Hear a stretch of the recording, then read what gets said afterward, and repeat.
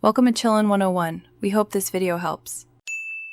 You start by confirming your phone model and carrier allow beta participation. This matters because incompatible builds won't install. Once done, back up your data to Samsung Cloud or a local copy, and make sure your battery is above 50%.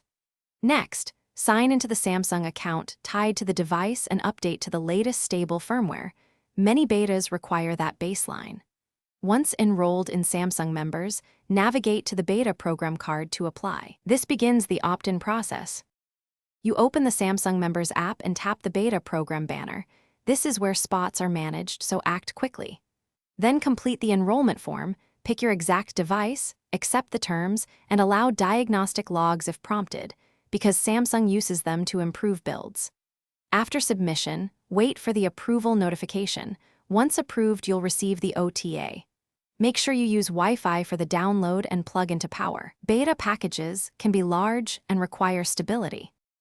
You install the OTA from Settings Software Update, download and install. Follow prompts and reboot when complete. Then methodically test core functions, calls, cellular data, Wi-Fi, camera, biometrics, and the apps you rely on, because early betas can break specific features.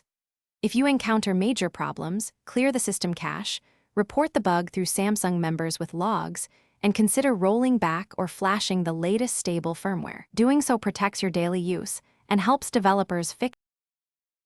Thanks for watching. Consider subscribing if we helped you.